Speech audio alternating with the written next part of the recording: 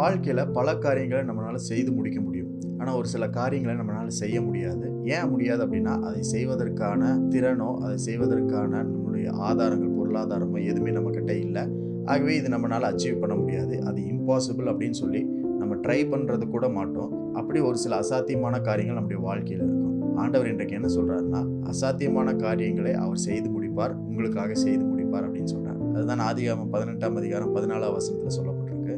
கர்த்தரால் ஆகாத காரியம் உண்டோ? உற்பவ காலத்திட்டத்தில் உன்னிடத்திற்கு திரும்ப வருவேன், அப்பொழுது சாராளுக்கு ஒரு குமாரன் இருப்பான் என்றார். ஆபிரகாமுக்கும் சாராளுக்கும் ஒரு குழந்தையை தருவேன் ஆண்டவர் சொன்னபோது அது இம்பாசிபிள், அசாத்தியமான காரியம் அப்படின்றத ஆபிரகாமும் சாராலும் அறிந்திருந்தாங்க. அந்த சாராளுடைய இருதயத்தில் ஒரு சிரிப்பு, ஒரு நகைப்பு உண்டாச்சு. ஏனென்றால் இது நடக்கவே நடக்காது அப்படின்ற ஒரு விஷயம் அவங்க வாழ்க்கையில், அவங்க எண்ணத்தில் தோன்றுச்சு. அதை அறிந்த தேவன் என்ன சொல்கிறாருன்னா, நிச்சயமாகவே அடுத்த வருஷம் இந்நேரம் சாராளுக்கு ஒரு பையன் இருப்பான், ஒரு குமாரன் இருப்பான் அப்படின்னு சொல்கிறார். நம்முடைய தேவன் முடியாததை செய்து முடிப்பவர். அப்படின்னா என்ன அர்த்தம்னா, நம்மளுக்கு முன்பதாக ஆண்டவர் ஒரு பெரிய சேலஞ்சை நம்மளுக்கு கொடுக்குறார், ஒரு பெரிய சவாலே காட்டுகிறார். அது என்னன்னா, நம்மளால செய்ய முடியல உண்மைதான். இந்த உலகத்தினால, நம்முடைய சூழ்நிலைகள்னால, சர்க்கம்ஸ்டான்சஸ், காலத்தினால, வயதினால செய்ய முடியாத காரியங்கள் தான்.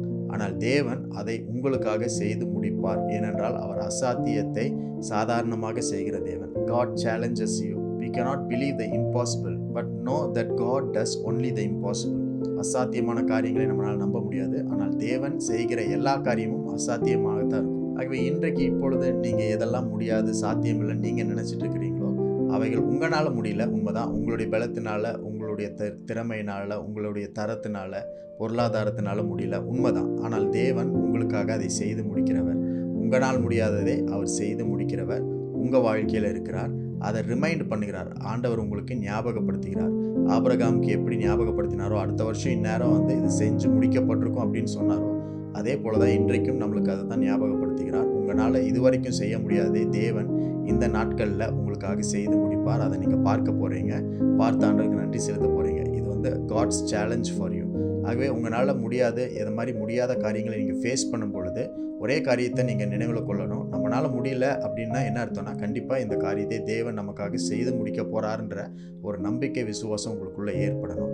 அதனால் எப்போல்லாம் நீங்கள் முடியாத காரியம், அசாத்தியமான காரியம், தோல்வியை போன்ற காரியங்களை ஃபேஸ் பண்ணுறீங்களோ அப்போல்லாம் ஒன்று மாத்திரம் நீங்கள் புரிந்து கொள்ளணும், தேவன் உங்களுக்காக செய்து முடிப்பார். இன்றைக்கும் அப்படிப்பட்ட அசாத்தியமான காரியங்கள் உங்கள் வாழ்க்கையில் நிறைவேறுகிற நாளாக இருக்கிறது. ஆண்டவருக்கு நன்றி செலுத்து.